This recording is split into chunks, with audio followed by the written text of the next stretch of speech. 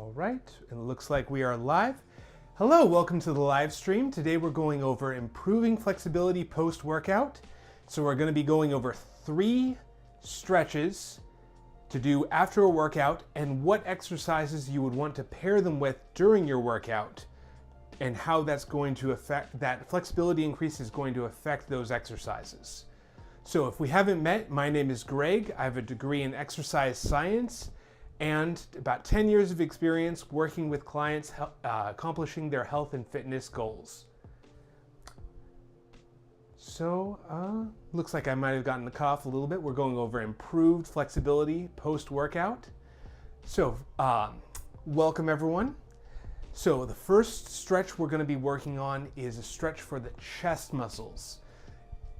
Now, what exercise you would want to pair this with is the bench press. So let me grab my bench.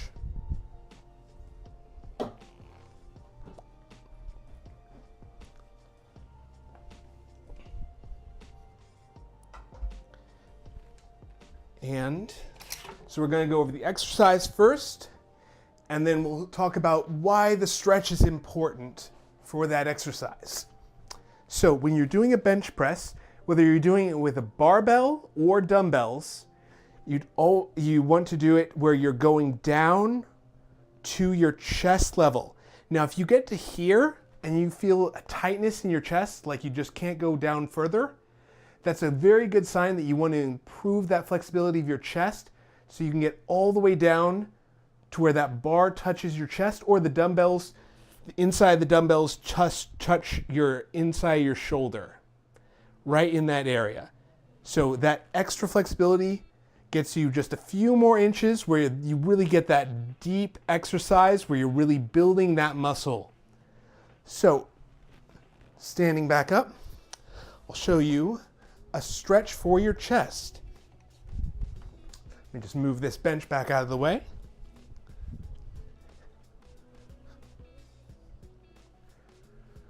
So, for stretching the pec muscles, that chest muscle that runs right across here, you're going to grab onto a post right at chest height or at shoulder height.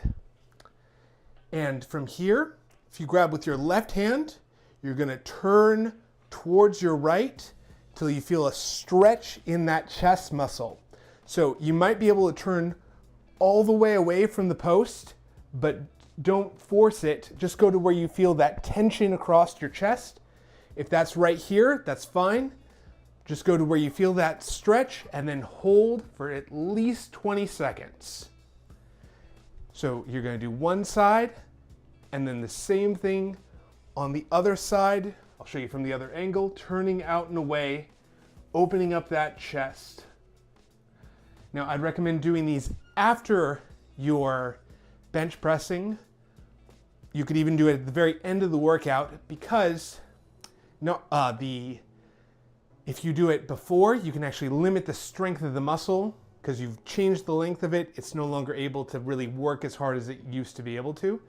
But the great thing about doing it at the end is you've already used the bench pressing to warm up the muscle, get blood flow into it, and where it's more pliable and able to stretch.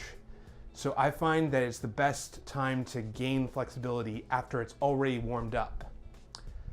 So that's our first stretch. If you have any questions, let me know in the chat or the comments.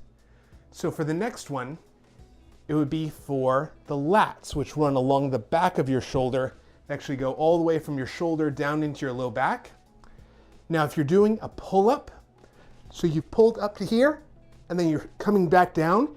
If you get to about here and feel like you're tight in your shoulder here, where you can't really get to that full hang, then that can actually, we can work on that by helping stretch out those lats to gain that flexibility to be able to go all the way down and back up.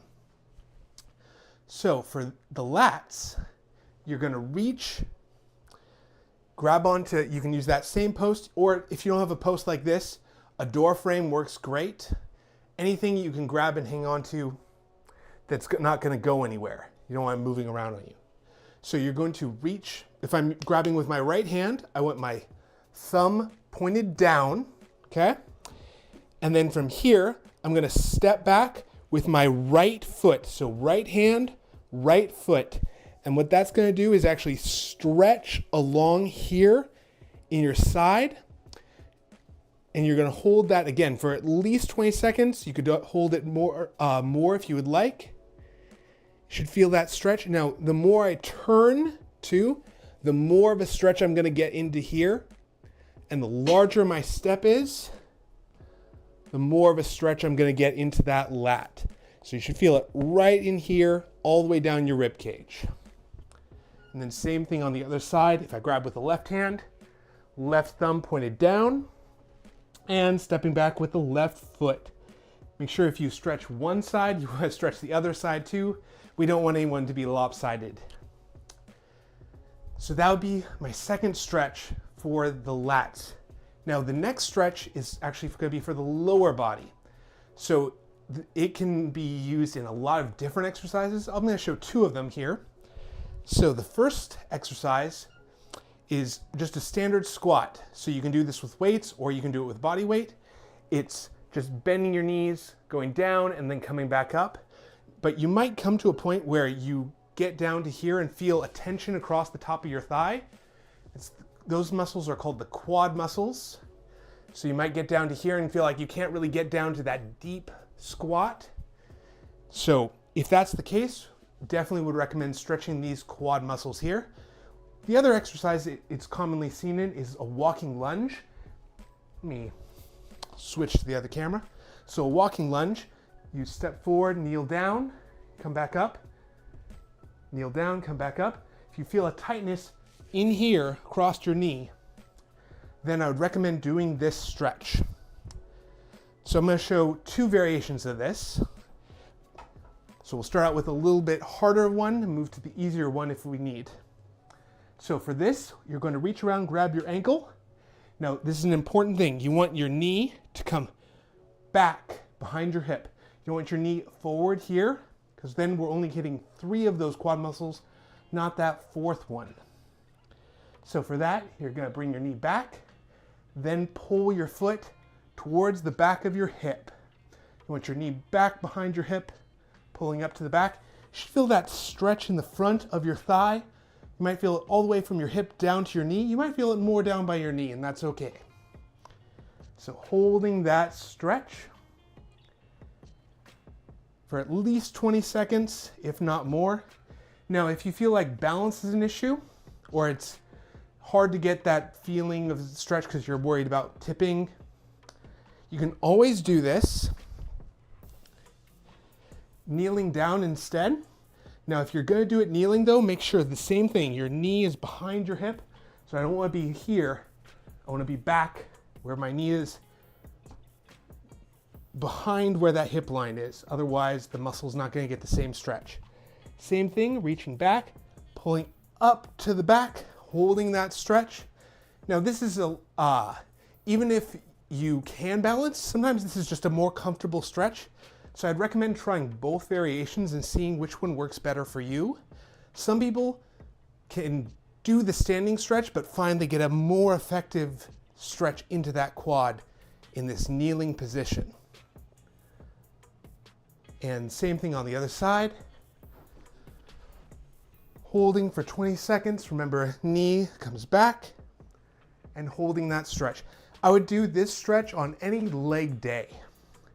Anytime you're working your legs, especially if you're doing the squats, lunges, leg press, another exercise that uses these quad muscles. And you want to make sure that these muscles stay pliable or stay flexible. So, those are 3 stretches I'd recommend to do after your workout. They hit a lot of the big muscle groups in your upper body and lower body.